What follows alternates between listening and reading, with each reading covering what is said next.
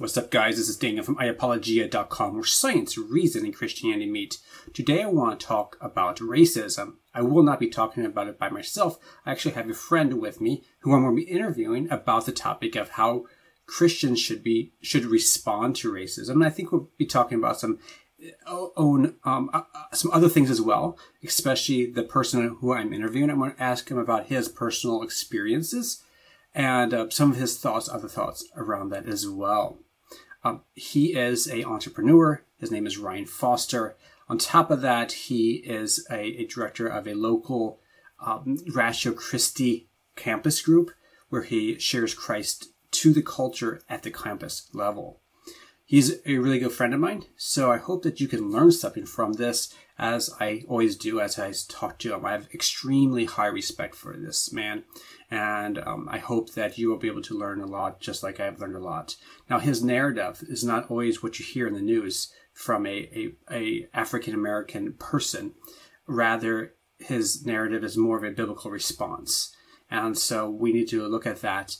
If you have any questions, feel free to put them down below in the comment section. Also, if you would like to help out this channel at all, the best thing you could do is to actually like this video, is subscribe to this channel, to share it on social media. That could be, Facebook, Twitter, MeWe, Parler, whatever you use. Feel free to share this video. Also, don't forget to comment, even if you just say I like it or I disagree, whatever. Those types of comments help people see this video more often. So that helps me a lot. So without further ado, let me introduce you to Ryan Foster. Today we have Ryan Foster here. We'll be talking about racism and the history of racism and things that led up to it, and the answer. How can we as Christians answer it? And what's the best methods of doing that? So, Ryan, if you want to just jump in and maybe give us some thoughts on maybe your background, if you want to tell any stories about your experience with it, that's great. If not, that's fine. Wherever you want to give us some background thoughts, maybe. All right. Well, background about me. I was obviously black, and I was raised in, I would say it was a kind of a mixed culture where we had, of course, my family's all black, and then we went to an all black church, but then I lived in a small village, and so it was mostly a white community, and there was a few other black families that came and gone, but I can remember most of the time in school, I would be the only black person in the school. And my mom is very devout Christian, and we were expected to operate at a higher standard than the people around me. But still, being a black person, like the only black person in a white community, I did experience quite a bit of things that I took notice to. Like, for instance, when I played football or basketball, we went to the farm towns that had maybe a reputation or a history of racism. I would have to have bodyguards with me when I went to the bathroom. Like, I couldn't go anywhere by myself. And so people had to escort me places. And I remember a few times playing, and like people would yell out things from the stands at me. And but then how I was raised was we were very prideful people, and that that just made us kind of try harder and try to beat the person more. And so and then there's many other instances where I was called names or just treated differently, or when I went to go get my wife's engagement ring, when I went in person, they pretty much denied me right away, but then I called them on the phone and got it just by talking to them, because I can talk clearly and enunciate. And so when I'm on the phone with people, they can't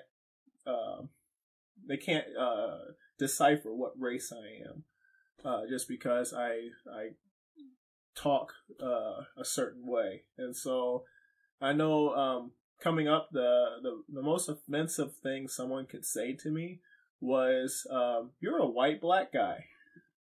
And the reason why that was offensive to me was because it's an assumption that if you talk clearly and you enunciate and you present yourself as educated, that is a white trait. And so it pretty much, the person who says that, they assume that to be black means that you're uneducated and you can't enunciate and you don't talk with. So like that's the main thing that bothered me more than people calling me the N-word or anything else, is when they called me a white black person, or I'm the whitest black person they know. That's the thing that always set me off, which is weird. Most people wouldn't think that, but I just saw it as like kind of talking down the whole race of people, because it's an assumption, and in my mind that's racist right there, because you just assume that if you talk a certain way or you use English language correctly, that it's just assumed that you're acting white and you're not being what they expect you to be. So why do you think, is there, maybe I'm taking a rabbit trail here, do you think there's a reason why a lot of people thought that? Like, why are black people assumed? I mean, I know a lot of black people kind of talk with more of a southern accent, maybe, I guess you could call it that. But is that from the South type of thing, or why is that? It's a culture It's thing. a cultural thing. And when I'm around my family, I talk like that. Mm-hmm. And I'm comfortable talking like that. But then when I'm talking to other people, I enunciate and I talk clearly. And now, like in my immediate family with my kids, I make sure that I talk clearly so that they will, I want them to sound educated. And so, but when I'm talking to like my brothers and sisters, the other side will come out. And so it's kind of like I can switch. I'm like a chameleon that switches back and forth, depending on what group I'm with. And they both come out naturally. Wow, that's cool. It's kind of neat to have that. In a weird way, it's kind of neat to have like the ability to do both. I know years ago I used to work with Ryan's brother here. His name is Ron, and Ron would do stuff like that too to me. Like he was like, "Yeah, I can do either one." I'm like, "Whoa, okay, like I can." So it's pretty cool. So at least I thought it was cool. I don't know. Yeah. So. Your brother and I were fairly close. At least I thought so. I mean, I really liked working with him. So, interesting story. That's very interesting. We could go into many different topics with that specifically. However, we probably should just kind of maybe move directions. Have you researched this topic a little bit throughout your life, racism and slavery? And I'm going to throw in slavery in there too, because sometimes we mix them together, even though they are separate topics. But I think they do have a link historically in the United States specifically. But have you researched that topic much? Or is it just more your personal experiences and what you've come to conclusion with after reading the Bible, how we should react and stuff like that? Or I've done some research, and then most of my stuff is from personal experience, because I found that if I spout off facts to people, they more associate with personal experience, especially today. And so to talk to people, I choose to come from personal experience, and I might put in a few facts in there too along with it, but my approach is more just speaking from personal experience. Yeah, that's interesting. The story is very important. A lot of times in apologetics, we think just give people facts. And it's like, well, it doesn't always work that way. A lot of times people work on more of the creative or the more sociological level instead of the intellectual level. As Ray Comfort talks about giving people the gospel, he says, you kind of have to circumvent the mind and go straight to the heart. And I think it's something similar like this, something slightly different, but slightly similar. You can't just circumvent people's objections. I did try, like, speaking of facts and giving studies and all the things I've researched, but I found that people just look at you like you're trying to show off or something. And so then I was like, all right, how can I communicate this same message and then incorporate the things in with personal story? And I found that is a more effective way of reaching people. So. Interesting. So besides the whole thing with just maybe if you know anything about the history of racism, kind of how it comes about, obviously sin ultimately, but maybe you have some thoughts about like why we as humans seem to be racist, and especially United States racism, because I think that's where a lot of people are concerned about with the Black Lives Matter movement and all these other political and sociological debates going on right now. It's like, whoa, you know. So what's the history? Why, you know, where did it come from? Maybe you have some thoughts on that? It's always been there since the fall of man. There's a tribalism type of thing that comes on. People just naturally feel comfortable around people they know, and so when you have large groups of, could be black, could be Asian, could be white, any type of group, they're more comfortable with people that they associate with more often. And so when you enter in somebody from a different culture that has different norms or a different language or different skin color, that person is treated as different, and then they don't get this isn't any culture. Like, if I wanted to do business in Japan, I couldn't get anywhere unless I had a Japanese person in business with me. Same thing with China. And so in the United States, anybody can start a business and do anything, but that's uncommon in the rest of the world. And so it's not a United States thing. No, this is like racism is seen all over the world. You're saying, there's even colorism. So there's a racism between different colors of black people. Different shades of black people. There's colorism there. So there's groups that think that they think they're more elite, I guess, than higher social status or status. Yeah. And there's been genocides in different places in Africa just over like different color, shades of color. So it's not like a white or black thing. It's a dark black, light black thing. And you see that in the United States right now with there's groups that think that the more melanin you have, the more unique, or they think there's special powers within the... Is that like the Black Hebrew Israelites and like some of the Black supremacist groups are like that way, or some of them? But there is different they intertwine, and so it's more of just like an urban movement. Like they're just some of them are Black Hebrew Israelites, some of them are your more Nation of Islam, but then there's a crossover. Some of them are neither one, but they just still hold to that belief. Wow. And so it's not just a black and white thing. It's every race. And if you go to any country, like most every country in the world has some sort of speckled past, really dealing with racism in some point. Similar to slavery. I mean, we talk about American slavery, which is horrid, but we look through history. Almost every culture, almost every country, and every continent, there's been slavery throughout history, constantly almost. And there still is slavery. Still slavery, actually. Yeah. Well, they say 40 million people are enslaved right now, as we're speaking, and in Africa alone, it's about 9 million people, and that's about the amount of people, a little less than the amount of people that came to the New World on the transatlantic slave voyages, so it's a little less, but that's a lot. So a lot of people don't realize that, and how we should be actually maybe working to help those people. Yeah. I mean, this is most huge. Definitely. And another thing, too, there's approximately, it's not quite this number, but I think there's about 200 countries in the world, if I'm not mistaken, give or take. Yeah. Well, about half of those, slavery is not illegal. It doesn't mean that slavery is in that country or slavery is being practiced, but it's not illegal.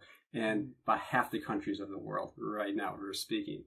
So that's crazy, I think. That is crazy. But another thing that since we're talking about this issue, what culture, what worldview got rid of slavery? In almost all the, I can't actually think of a case where it wasn't Christianity that led to the ending of slavery. And I've challenged people, because I'm sure there's a culture out there where something else got rid of slavery, but I just don't know of. Not maybe from an ideological perspective. Like Christianity would be more from this is a Christian worldview. It just doesn't really fit the Christian worldview. Right. It's like so messed up, so morphed in the wrong way that the puzzle pieces don't fit. But maybe some other culture maybe just kind of like disappeared for other reasons, maybe economic or political, or just kind of disappeared, you know. Mm-hmm. Yeah, I don't know of any country that has gotten rid of it.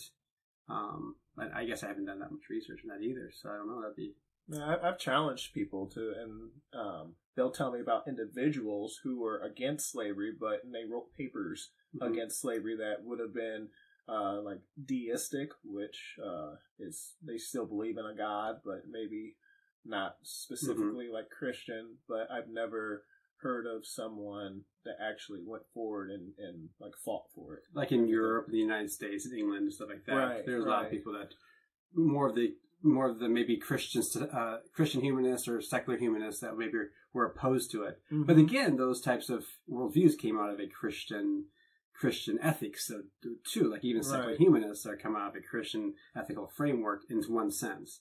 But that's interesting. Actually, it was. I'm not sure if you ever knew this, but there is the early church after the fall of Rome. The fall of Rome, what, 400s, 500s, something like that, around that time span. The early church pretty much abolished slavery in Europe. It just didn't make sense within a Christian worldview to have slavery anymore. And if you ever read about Roman slavery, which I'm not sure how much they were like vicious. Like if African slave trade here in the United States was bad, it was just as bad in Rome, or maybe even worse. Like I'm not even going to some of the things they did. It's horrid stuff, and yeah, it just, not to minimize anything, but man, it's just sickening to think about it, to read about it. But besides the point, Rome is totally normal. But as Christians, the early Christians who helped actually get rid of slavery, which is kind of interesting. And then it picked back up in Europe, what maybe 1500s, 1400s maybe, and then it kept going for another few hundred years until the 1800s. Right. Yeah. So, and then who abolished it in England? Was it Wilberforce? Yeah. William Wilberforce. His deathbed is when he got the news that they had abolished it.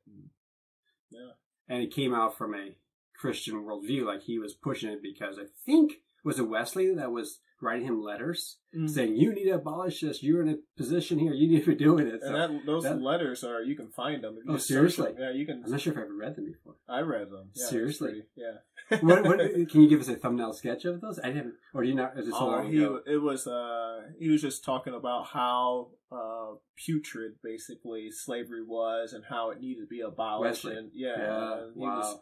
And you can see the letter that he was writing to Wilberforce. You can actually do a Google search. Oh, wow. You can read the letter. I might have to do that sometime. That'd be cool. Yeah. So, interesting. Yeah. So, there's other, interestingly enough, I'm getting other areas too. Science. We have scientific racism of the 1800s and early 1900s, like Hitler would be a good example of this, the progressive eugenics movement of the late 1800s, early 1900s, that was very racist. Then Darwin, racism was a thing, and it was quite common actually in the South, especially southern United States. But I think Darwin kind of accelerated the process of racism after his two books were written. So and then they would from him, it was like black people were more associated with apes and everything, and so there was actually a zoo that had a black child in a cage for people to look. Oda Bengi, I think Bengi or something like that. Oh yeah. It's a pygmy.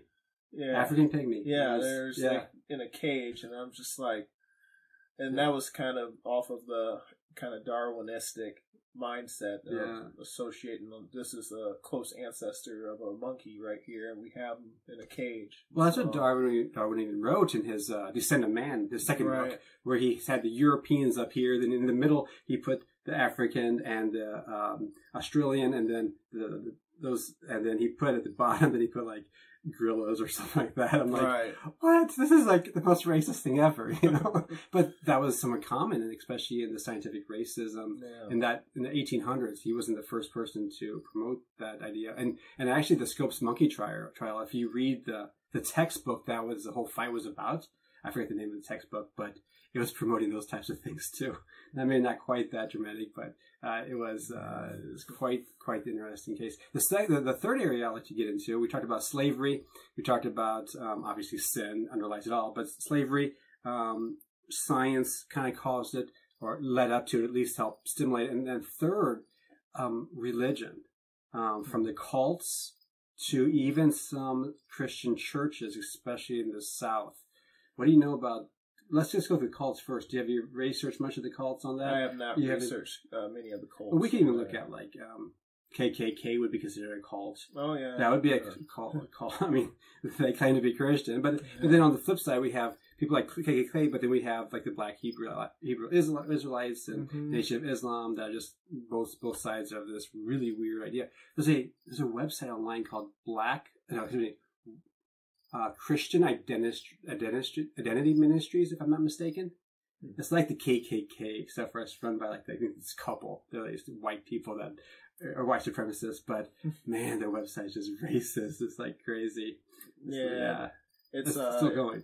People can, and even now, anybody can, if they want to try to read scripture out of context, they can manipulate things to try to feed what they believe. Like I know with Ham, Shem, and Japheth, there was a lot going towards Ham, trying to justify slavery because of the curse Noah said over Ham, and then many people try to use that to justify, and so in our world right now, they're trying to push kind of going away from Christian doctrine and scripture. But then if you look at the civil rights movement, you have Dr. Martin Luther King. He was trying to dig in deeper into the scriptures. Like, no, let's go deeper into what's this saying. And that's what brought about a great deal of change that we have. So did he address that Ham issue? Or the curse of Canaan or curse of Ham or whatever it was? Did he address that? Was that one of the topics that he was talking about? I am or was he just talking sure. about the whole idea altogether? He was just talking to actually like white evangelicals and just other and he had a lot of the church behind him, marching with him. He had nuns and everything marching with him. But there were many that were using a skewed version of scripture to justify doing things. And like his letter from, was it Birmingham jail? He, in that, was addressing clergy and other preachers and very much bring them to a deeper revelation in what God feels about this and what he said. And so he didn't abandon, he went deeper into he quoted scripture and stuff like that. Like, hey, here's what the Bible actually says. No, that's not to legitimize some of his other views and his actions necessarily. He had some other very questionable things going on in his life. Let's just leave it that way. But his idea about not judging people by the color of their skin, but rather by the content of their character. But that's interesting. I'm going to bring that up right now. But if you quote that line now, a lot of people don't like that. On the left, the progressive left do not like that. Is there a reason why? Do you know? I really don't understand that because right now they are judging things by color, and it seems like there's a big push for segregation again, which trying to put them in silos, and we just want to go over here, and you stay over here, whites over there, blacks over here, and then just simply trying to promote people based off of color of skin, which I don't agree with. I think I do agree with by the character, not color. So like I want equal opportunity. Equal results is murky water to me. But that's equal opportunity is where I think the fight should be at. And if it's there, then let's celebrate. But there's more of trying to get equal results, which are just trying to elevate somebody who may not have the experience or expertise or the know-how to be in a position, but just elevating them up simply because of the color of their skin. And that's where people are now. But a lot of people have an objection to that, saying, hey, that since we were enslaved in the past, and since before the civil rights in the 60s and 70s and all that stuff passed, that a lot of times blacks have a 1 foot down or lower. They started one generation behind a lot of whites. That's your thoughts about that? Is that and then that gives rise to reparations as well. I mean, it's like, oh, since it's that way, and since historically we were enslaved, that now we need money. Is that? Well, that is ingrained in the black culture. When I was a kid, I was always taught that I'm going to a white school, and so I have to be twice as good as all white people in everything that I do. And so we were taught to work harder and to excel, which had a little bit of goodness to it, but it was pretty, like, it built up a lot of pride, which was very not good at all, and it'll crumble at some point in time. What was the question again? Well, the whole idea, which is good, I'm glad you mentioned that, but the idea that since a lot of times black people got a slow start because of slavery and because of racism, Jim Crow, and segregation, all that stuff, they got a slow start because they're held back by chains, and but not the whites, though, the system was made for them, and so the system was designed by them, and so they have a much better advantage than, let's say, a black man versus a white man, especially since historically maybe his father or grandfather was this rich person, has tons of money, and now this person nowadays is the white person has all this money from inheritance, and the black person maybe is started on generation 1 trying to earn enough money and stuff like that to build his wealth a little bit. And so the point is that a lot of times you said that we should have equality of, would you say equality of opportunity, but not equality of outcome. So people say, well, that's the reason why we need reparations, because we got a slow start. Well, that won't help the issue. If you have a person who is not trained to have certain things, you give them stuff real quick, they'll burn through it. And so, but if you give them the resources and actually like bear with them, that whole biblical concept of bearing with one another, and that's kind of trying to lift them up, and it's like through encouraging, and you have resources like, here's some training on financial literacy training, here's some job skill training, here's some and then you encourage them and build them up. That will be what I would be for, instead of just giving things, because that's what the welfare system does right now. And what you see is neighborhoods are in more disarray. Things aren't changing. There's no tax base coming from these areas and so the areas that have more affluence has to be taken from there to the more impoverished areas. And so my approach would be to get down and get your hands dirty, like Christ, and just, though he was made in the image of God, he emptied himself, and he was still knew who he was, but he got dirty, and he picked us all back up. If you come from that framework, then that's where I would say that's the way of doing it. But just handing somebody something, and you build this entitlement culture, you're actually crippling them, because there's something behind earning something and working for something. Let me just say this.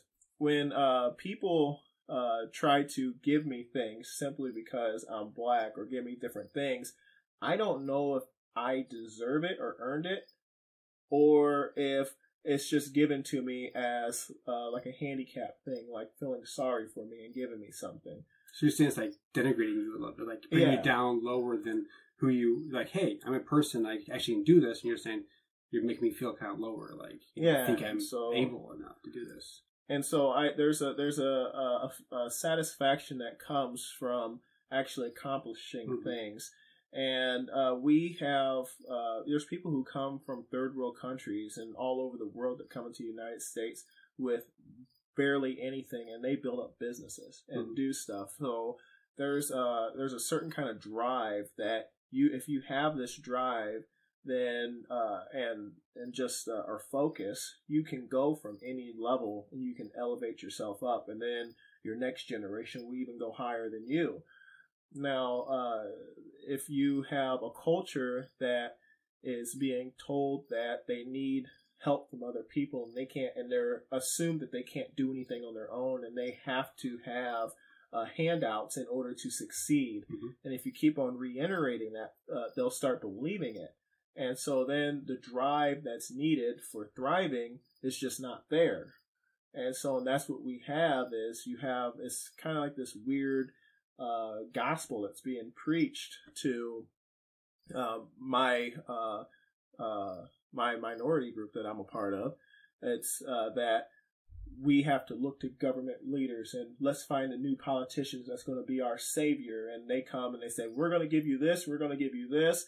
And so the cities that have that are ran by these kind of promises have the highest crime rate, they have the highest poverty rate, they have the highest unemployment rate, and you have people who are not even looking for jobs, or they're blaming, saying we're not getting the opportunities.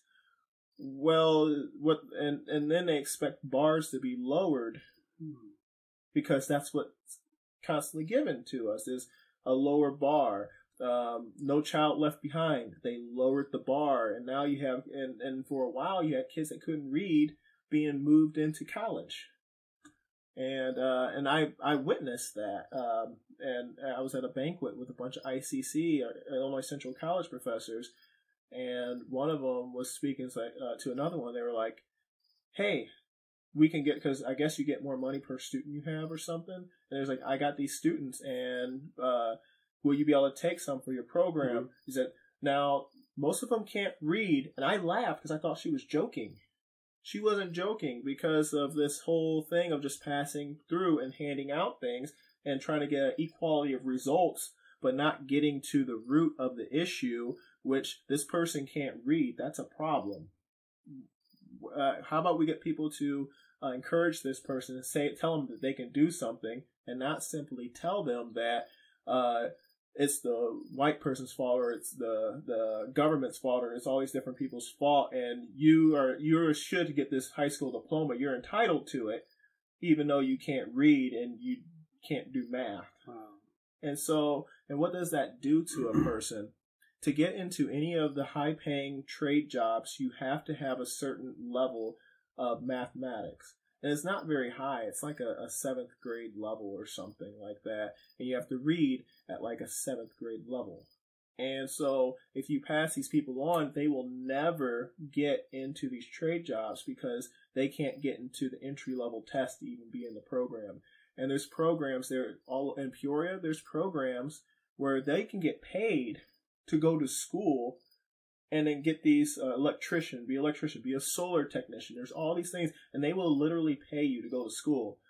They have a hard time getting people who could make it through simply because of passing people through, and they're crippling them. They can't even function in the world, which is what schools are there for, to help people function in society. And so they'll say the system is against us. No, this whole type of mindset where they're teaching you that you need to have things given to you, or this person has to give you things, or you're entitled to things, that's what's crippling you, because there's no drive to actually get to a level, and you're expected, and it's just assumed that you're stupid, or that you'll never get to this level, and that's what society thinks. I think that is racist, right there. If you just automatically assume this person needs help, and that if you encourage them and work with them, they won't get to the point of the level that you're at. And I say this to people, and they kind of get angry with me, but at my race, they'll get angry with me by saying these things, but it's true. So it's interesting you say that, because there's a, I think it's with the Smithsonian. There's some sort of African American Native Culture Center or something like that. I forget the name of it exactly. Some of the thing. Yeah, that meme. White. The whiteness versus blackness. I want to get back to the religion aspect of causing racism in a second here, but just take a little tangent here. The whiteness versus blackness. There was an infographics that had the white culture was intelligent. What was it all? those types of things. Punctual and like, time. It was all these things that you want, but they associate that with white culture and so it makes you want to ask, like, okay, what's black culture then on this? What are you saying here? Yeah. And that's that same thing, like, or why they call me a white black person. It's assumed that if you're educated and you can talk clearly and that you can be a thinker that doesn't have to be told how to think and you can think on your own, you're assumed to be not acting black, that's like the most racist thing. Of course, and that's why I don't like when people say that. It's like, no, I'm trying to reverse a stereotype. I'm not going to act like you want me to act. Mm-hmm. I'm going to act, I'm changing the culture is what I'm going to do, and showing that I can be black and a professional person. I can be black and educated, and I can raise the standard, and I don't want people to think, because that's when you have prejudice and everything, if you're feeding into a prejudice and a stereotype and doing stuff, and then you complain about people treating you a certain way, which they shouldn't, no matter how you talk or how you present yourself, you shouldn't treat you less than what God made you to be. But on the flip side, if society is expecting you to act a certain way, and if you don't act this way, or if you don't vote this way, or if you don't do this way, then they question, like, you're not black or something. You're acting white. That's extremely racist. And so it's crazy. Yeah. Yeah, it's like I've got that kind of flip side a little bit with slightly that way, because since I'm white, I can't even talk about this issue of race, I've been told before. Because I'm white, so it's assumed that I just can't do it. It's like, what? Like, that's that critical theory culture. Yeah. Kind of the same. That's kind of, whatever. Okay, back to the religion aspect. So we talked about some of the maybe cults. I mean, we can talk about Mormonism and Jehovah's Witnesses, JWs, and stuff like that. They kind of promoted it at one time and stuff like that. But one area that I think we need to address, maybe briefly, but we should address, is that the Southern Church was quite racist in the day. And even I was talking to an older gentleman, I don't know, 3-4 years ago. He was probably in his 70s or 80s at that time. And he was a pastor of a church down south. I forget which state it was now.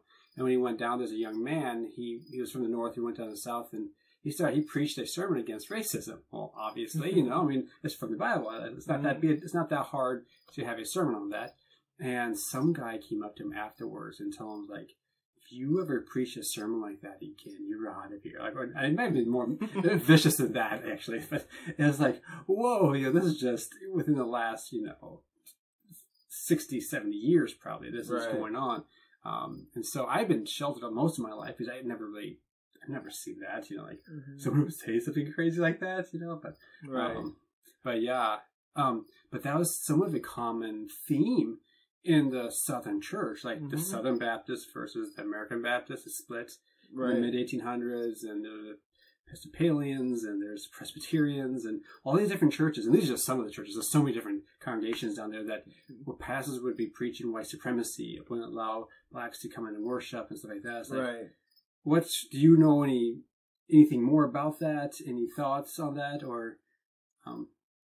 Well, there is definitely churches that have a racist kind of, they stick with what the culture around them portrays, and within a lot of that, if you go back, it goes into it's about money more so than anything, and slavery, the labor was extremely cheap. It was free.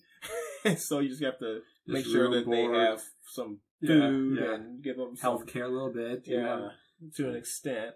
But from that, you have to dehumanize people in order to treat them like animals. There's a natural dehumanization, and so if you have grandparents and great grandparents, and then there's a culture of dehumanizing a whole entire group of people. And then you have to justify that. You have to justify treating someone who's made in the image of God not as such. And so if you're going to church and they'll try to, like, people justify things in church all the time. You can see it today. You have people going out in churches justifying looting and rioting right now. And I've been in under preachers. I was under, but I went to churches and visited where they were justifying all kinds of stuff in the name of social justice. I'm like, that's completely crazy. I've heard paganism be justified. I've heard looting and throwing bricks through windows being justified in churches. And I don't see that as different from what some of the Southern churches are doing and have done, and some may continue to do today with regard to racism and trying to dehumanize one group and to elevate themselves to justify behavior that they're doing. And so that truly is racist. And so, like, on the flip side of looking at treating me like a charity case, and which I think is racist, the people that are treating you like a charity case naturally think of themselves as elevated and higher. And so that's the same mindset as those racist preachers, is the ones who are like, we need to do this and give them this, and not even thinking the ideal that, hey, we can educate these people and encourage them to bring them up and elevate them, because they are equal to us. And so we should treat them with honor, that God has created them as equal with myself. And so I should lead them to this higher level and help them and encourage them in that. And yet it's like they elevate themselves. And like, for instance, when I tell people, it's like, I feel sorry for people if they try to treat me less than who I am, because I'm confident in who I am in Christ. And so, and I talk to people as such, and when they try to say all their little lingo about injustice or I'm oppressed and everything, I refuse. Oh, that critical theory again. Yeah, I I refuse the people to call me oppressed or less than or anything. And when I say that to some people, they get offended by it. Like white people, they'll get offended by me saying that, and they'll just try to, like, well, some people, yeah, you've been in slavery, and they're trying to kind of bring me down and try to keep me in this area.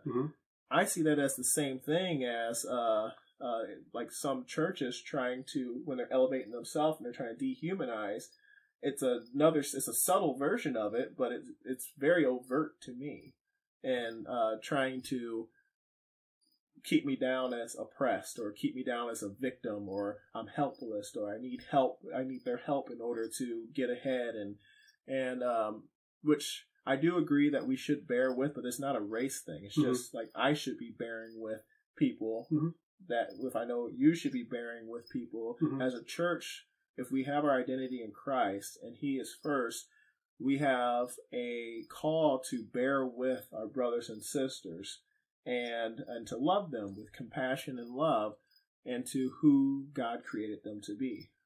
And so if they're not willing to work, we have to, like, that's unacceptable. If you're not willing, you don't work, you don't eat. And so we gotta encourage them and who they are, and just keep working with them. And once they realize their identity, the hope is that they will, that whole nature, that whole old person who they've been talked over and believe that they are, that they will abandon that and actually see that, have hope in them to actually move forward. Well, that dehumanizing aspect that you were mentioning before, that's the same type of attitude that Hitler had with the Jews and Gypsies, and other people, like, oh, they're less than me, we're the Aryan race and we're so cool, and so we're going to kill them all. It's the same type of mentality. And even nowadays, I mean, something we can learn from it today is that dehumanization of other human beings, it's not necessarily race anymore. It's, in this situation, I'm going to bring up it as an age, as we dehumanize the unborn babies as being less than human, and so we can actually kill them. It's the same type of thing as Hitler did, except for, instead of race, it's someone's age or someone's level of development. It's like, wow. And some so-called churches nowadays go on board with this. Like, well, wait a second here. You know, we don't want to repeat the same mistakes that we did in the past here. This is repeating the exact same thing that Southern churches did with the African American community. And then initially, in the the early to mid 1900s, that was the big push behind Planned Parenthood. She, who was it, Margaret Singer? Yeah. She was a very, from what I've read, she was a follower of Hitler. She admired Hitler. Eugenics, they had a lot of going back and forth together between the two sides of the ocean. Yeah, they were very similar. And so her thing was to target the black populations. And so, and for eugenics. And so it wasn't a thing of choice or anything. It was just a thing of, let's reduce this population right here. And very, like Hitler-esque type of mentality going into that. And there's a reason why, maybe there's a reason why there's more abortion clinics, these Planned Parenthood abortion clinics in the black community today than in the white community. And it's like, that seems quite racist, especially when, I don't know if this is true or not, but I've heard that in New York, I think there's more black babies that are aborted than are born. Yes, that's Is that true. In New York State or New York Town, or what is it? I don't know if it's state or city, but it's one of the two. There are more black babies aborted than born. And the weird thing about that is in the 70s and 80s, blacks people were the largest population that were anti-abortion. We have come from a culture that's extremely against abortion. So to the point that in Africa, in the continent of Africa, those countries, like the UN keeps on trying to push abortion, and there's like that's not part of our culture. That is gross to us. Stop pushing your agenda on us. And it's like, we don't even really have a word for that. That's just an insult to us. And so they reject it. And then in the United States, we were, in the 70s and 80s, we were the largest population that was anti-abortion. Very straight-laced and biblical group as a whole. And that has flipped. And now you have this fatherlessness. Because of the welfare state, right? Well, there's more reasons. What's the other reasons besides the welfare state? Well, here's a scenario that plays out quite a bit. A woman comes up pregnant in the black community. The man says, get an abortion. The woman refuses to get an abortion. He says, you made your own choice. And so now you stick with the consequences. I told you to get an abortion. So if you have the baby, they feel justified in not being there because they chose not to have the baby, and the woman chose to have a baby. And so with the option of abortion there, they feel justified to leave that baby fatherless. Wow. And so abortion and so in the black community, it's the man who's pushing the abortion. Yeah, it's not the woman. Wow. It's sometimes it's a woman, but most of the time it's. So why are men that way though? Because is that just if they didn't get raised with a father in their home that says this is what you do as a man? You take care of your family, you take care of your babies, you take care of your. Or is this something else? Is it more? It's probably part of it, but it's mostly just being selfish. Just being selfish. Yeah, they don't. They see that they were just looking at their own lives, and that's the case in a lot of things in the world. It's just selfishness and conceit is kind of the driving force right now in the world and behind the social justice movement and everything. And so that's just the same thing as that. They see their life going away and it's just caring about themselves and said, I have all these things I want to do. I want to buy a car and all this different stuff or buy nice clothes. I don't want to spend my money on somebody else. And so it's, yeah. So we only have about a few minutes left, but a couple thoughts. Any other thoughts about what we can learn from as a church, learn from this? And you've talked about things that we could do going forward, lift each other up, love, those types of things, unity. I'm not sure if you mentioned unity, but that's a huge thing that we need to focus on Christ. Our identity is in Christ, not in our culture or our skin tone or amount of melanin we have in our body or whatever. Come on, Jesus is our identity, not these other things. What about someone who is opposed, someone who is promoting, let's say, racism, someone who is promoting something overtly, or just someone who disagrees with us on this issue? How should we address them? I'm thinking specifically, and maybe you've heard of a guy named Daryl Davis, I think his name is. I think he's a jazz musician or something like that. Is he the one that infiltrated the Ku Klux Klan? Yeah. Have you heard of his story at all? Or what all happened? Yeah. What all happened with that? Because he did something, and within the last few minutes, maybe just talk about him, and maybe we can just end or whatever. But what do you remember from him, and how did he do it? He came in and interviewed like a grand wizard or something like that, and then he just talked to him and treated him with honor. He had drinks for him. He wanted to have a bedroom, wanted to make him comfortable, and just kept asking him questions and engaging with him, and then kept on following up with him to the point that they became friends. And then as it kept going, he couldn't keep with the stereotypes and the prejudice, because he actually engaged, and Daryl Davis gained humanity in his eyes. And so the Grand Wizard hung up his robe and gave it to him. And then he left like at least 60 other... Is it 60 people? I forget the number, but it was 50 to 60. I think it was at least 60 other Klansmen to hang up their robes, just in him engaging with just asking them questions, trying to understand them. Yeah, right. That's all he was doing, just trying to understand them. And he honored them. He wasn't like talking down to him. He just listened and just kept asking questions and talking to him.